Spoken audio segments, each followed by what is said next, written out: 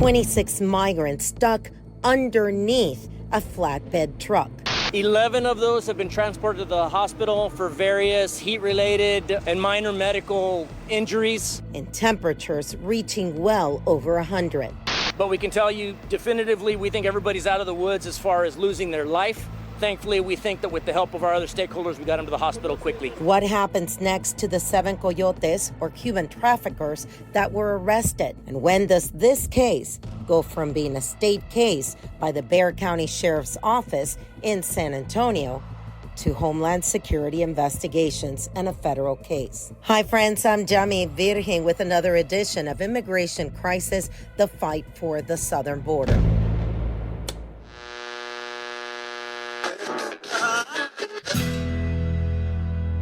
If you have not been to Texas in the summer, let me tell you, it is hotter than anything you can imagine.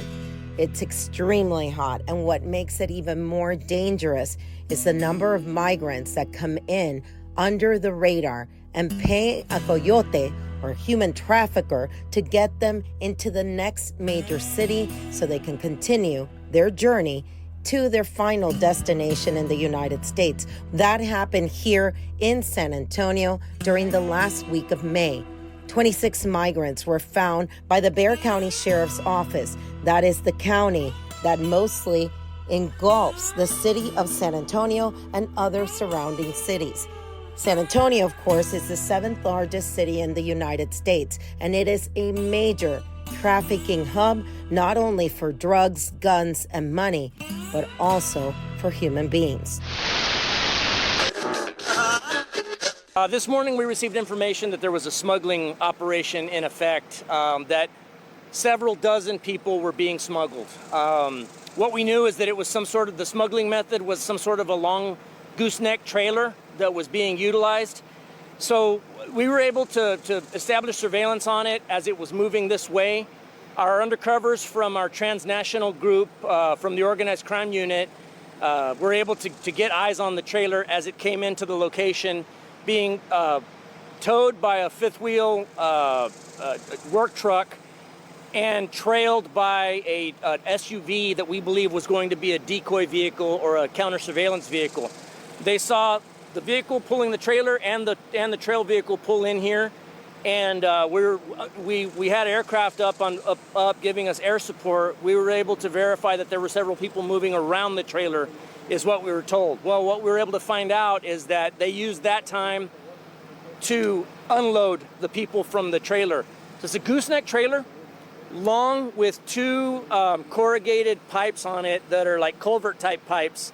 That was the decoy load. Underneath is a large false compartment that these people were just laying down in there, exposed to the elements, basically laying on really hard mesh, and while they were transported here from the border. They reported being in that compartment for upwards of about 3 hours. Obviously, not much by way of water. So hence the medical emergencies, the heat-related injuries that we have. They were able to be brought into the house. Once we verified that there had been people in a trailer, the quick concern for us became, what's their medical condition like? So we actually went in under exigent circumstances to safeguard, make sure that nobody was in there was critically ill or even worse, dying. We went in and we secured the residence. Several people ran from the residence on foot. So right now, aside from the 26 victims that we have 7 suspects under arrest that were involved in the smuggling operation itself. So 26 and 7 total. I'm sorry, so my mistake. It's 26 total, 7 suspects. So of those 11, they've all been taken to area hospitals. The remaining 19, I believe, are going to be taken in for questioning. At present, we don't know who is going to be arrested, if they have any additional going to jail as a result of the operation itself. It's quite common for coyotes to pass themselves off as victims. So in other words, they'll blend in with the crowd of victims, and only until we start drawing the information out of them is then we're able to determine that this is not a victim, this is a bad guy. At present, the feds are here, HSI and Border Patrol are here, and they're going to be taking over the status of the victims. So at present, we just don't know who else may be going to jail. The area where the people were caught is known to be an area that has a lot of illegal activity going on. We spoke exclusively with the sheriff, Javier Salazar, and asked him on what he was planning on doing to try and curb the illegal activity that's going on here, specifically the number of people who are trafficked in this area of town coming in from other border areas. Talk to us about Oak Island for the people that don't know this area. Well, this is a very rural area of the county that, for the most part, it's a very peaceful area of the county. But with that being said, these folks prefer rural areas that are mainly quiet. To the untrained eye from the street, it looks just like another farmhouse, right? But inside, we believe there was something a lot more sinister going on. Obviously, people were being exposed to possible body injury, maybe even death. It does appear there was some evidence of animal fighting inside. One of the young ladies was absolutely in tears, and I flat out asked her if she was a victim of any sort of violent crime. She shook her head, and she told me in Spanish that she's just been through a lot. So I don't know what that means at this point, but I can tell you that it's heartbreaking for me to hear, because she's a young lady. And we know, you and I know, we've been doing this long enough, we know what these young ladies go through on the trip even to the southern border before they even cross. So to me, she had that 1,000-yard stare that I wouldn't be surprised that as this unwinds and we start finding out more and pulling information from her, that we find out that she's a victim of something much more, again, sinister. Okay, this area is also very rural for the people that don't know where we're at. We're in the southern part of Bexar County. This area has also had a lot of 8-liners. We've done numerous stories over the years. What do you think is needed? Because it is rural. You can't have... So here in the next few weeks, we're going to be presenting our budget to commissioners. Part of that budget is we're going to be asking for upwards of 60 new deputies, patrol deputies, but also some investigators, a commensurate number of supervisors to supervise all those assets. We just need more first responders out here. Human misery is occurring, and they're hiding in plain sight. They're hiding among the peaceful residents out here. And again, we just need more first responders and more resources to do this. Now, with that being said, last week or 2 weeks ago, we were working with Congressman Tony Gonzalez to apply for a federal grant for a jail-based intel center. A good portion of that, if we were able to get it, $2.6 million grant is going to be devoted to developing intel, utilizing the jail to operations just like this. So if we can get all of those things that we're asking for, I think that we're going to do a good job of presenting the need. These are not wants, these are needs, and we're going to be, presenting the need for that. Okay, and the last question would be for the residents of this area, because we've been out here numerous times. People often tell us they don't want to call because everybody knows everybody. What would you say to them? We would say give us a call. You can remain anonymous. You can call the non-emergency number, 210-335-6000. You can refuse to give your name and number. Say you don't want to be contacted, but just give us the information, and you can hang up and you won't have to deal with us ever again. You can also send us an email, bcsotips@bear.org. And again, be anonymous. You don't have to give us your name. We won't contact you again unless you want to be contacted, but we just want the information, and you can go on about your business, but we want to save lives. All right. And the cockfighting that was going on down here, I know they had taken in about 200 roosters not too long ago. Is that related at all? No, we don't believe that it is. But there's it looks like it's a possible remnants of a cockfighting operation inside. We don't have any animals out here to be certain, but it does look like that's what it was being used for. So at what point does a case go from being a state human trafficking case to it being a federal case? As it was explained to us by the sheriff, it usually depends on whether it meets the threshold and also if the federal government believes that they can dismantle effectively this entire criminal organization if they go federal. We spoke exclusively with Craig Larrabee, the special agent in charge of Homeland Security investigations for the southern part of Texas. Let's talk about the smuggling, specifically the human smuggling, because that's a lot of what we're hearing. And it's cool weather right now, but the temperatures are going to start going back up. and what normally happens? How close of an eye do you guys keep on what is going on just south or just west of San Antonio? It's one of our major programmatic areas here. We spend a lot of time on human smuggling. I have over 10 groups dedicated directly to human smuggling throughout my area. Again, my area covers the border from the valley all the way up to Del Rio, so we have many groups, but 10 groups dedicated directly to human smuggling. As the weather gets hot, obviously we're concerned about what happens there. Human smuggling organizations, a lot of people do understand how they work, but just to clarify, when an organization gets involved in human smuggling into the United States, the vast majority of those migrants are found south of the border. They contact the organization. They'll help them cross the river, and they're put into a stash house, usually along the border, whether it be in Laredo or down in Brownsville or wherever it may be. Now, they're brought into that stash house, kept there for several days until they can coordinate the next movement. Now, that usually means they'll be transported to another place, and more often than not, particularly over the past 5 to 10 years, they're placed into the back of tractor trailers.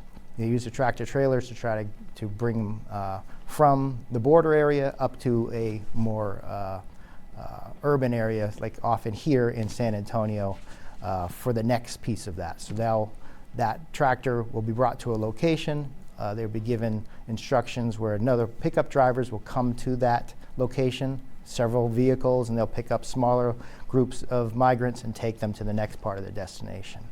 Sure. The idea that humans are smuggled in tractors across the border, that's not really how it happens. In Texas, they're across the river, and then they're taken to stash houses. And they could be multiple stash houses. Even once they get to San Antonio, they may be taken to a stash house. And when I say stash house, it's a house that's usually in poor condition.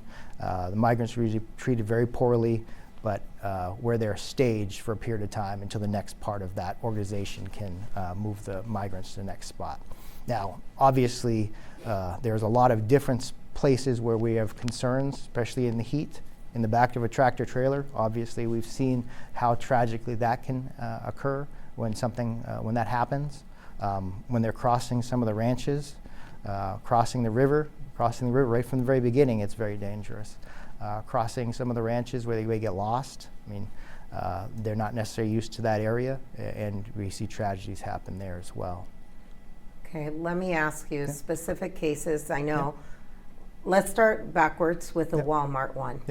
With the number of people that were there. How and when do you guys get called in, and what do you do? What's your involvement in that case?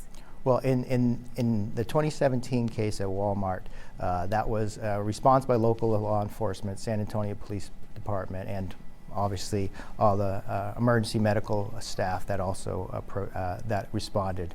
We're notified of that at some point throughout the period of time, and then we come over and try to take the criminal investigation from that point over and try to tie it to as many people as possible. So to take down the organization that was responsible for that case. In that case, the driver, Mr. Bradley, he was sentenced to a life sentence for his role in that situation. And he was the only one on that one? No, there were a couple other arrests too. I don't have all the specifics. That's okay. Yeah. We can work around it. Yeah. Okay, how important is it for you guys to get every bit of information that may be on that truck? There were people that have passed away. They had cell phones, they had documents, they had papers. How important is it for you to get every single piece of evidence out of that truck that you can? It's the most important thing for us to collect as much evidence at the time of that crime. Now, when you have a tractor trailer incident, you have a mass casualty event, it's very difficult because your primary mission for all law enforcement and emergency response is the protection and preservation of life. So that has to be the primary concern. So many people being taken to the hospital, that has to be the major concern. But also our secondary concern, which is really our primary mission, But as law enforcement, we still have that preservation of life mission, is to gather the evidence to ensure a successful prosecution, as many people that is involved in that organization as possible. And we have a lot of experience with this, not necessarily always in these mass casualty events, but as most of your audience is well aware, we have incidents like this that occur regularly when it comes to failures to yield in chases that occur throughout our area. Particularly we see a lot coming from the Eagle Pass and Del Rio area coming into the city, where there's recruitment of young people, sometimes just barely old enough to drive, sometimes not even old enough to drive, through social media and other things, where they're recruiting these kids to go pick up bodies, pick up migrants and transport them into San Antonio, maybe Houston, maybe Dallas.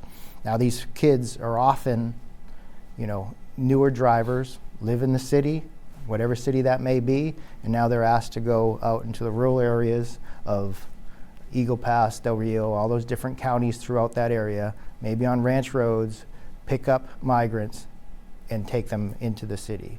They're also told in some cases, if you're approached by law enforcement, try to evade. Now, that's a recipe for disaster.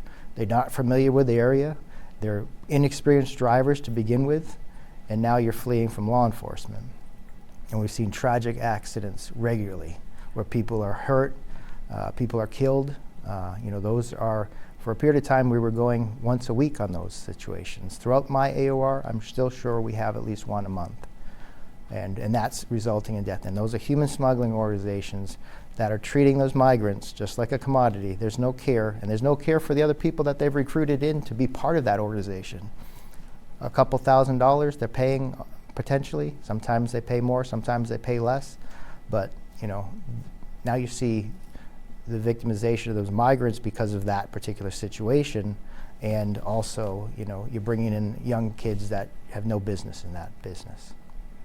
The incident that happened down on the south side, the more recent one, hasn't been adjudicated, but how involved are you guys, and is this a bigger organization that you're able to go after? Yes, we're the lead investigative agency on that. Again, as I said, we can't speak to a lot of specifics, but we're looking at the entire organization, working with our partners in not only state and federal, but also foreign partners to try to, dismantle that organization that was responsible for 53 people losing their lives. You don't get used to that. You're the boss now, but you used to be out on the field. How do you guys deal with your own people having to see that many people dead? Regardless of how much of a professional you are, you still have 53 bodies in front of you. Absolutely. That's a big care of ours. It's not just our agents, but it's also the local police department that was there. It was the EMT folks, the paramedics, everybody that was there. So we do, within HSI, we have a peer support program. It's very important, and I think most law enforcement, if they don't have it, they should be pursuing it, where you have agents, officers, all different folks throughout our agency that have been trained in peer support roles. So we offer that right away. We'll do debriefings and make sure that our folks that have seen these at least know what resources are available, and having some frank discussions about what they saw. And it was devastating for these folks. I know some people have told me, I think it was actually one of the firefighters, that to this day they cannot smell certain spices because of the spices that were in that car. The triggers. Olfactory responses, they don't go away, and that's definitely something we've heard. That's all for this week, friends. Thank you for joining us again for another edition of Immigration Crisis, the fight for the southern border. In San Antonio, Texas, for Sinclair Broadcasting, I'm Jami Virgen. Until next time.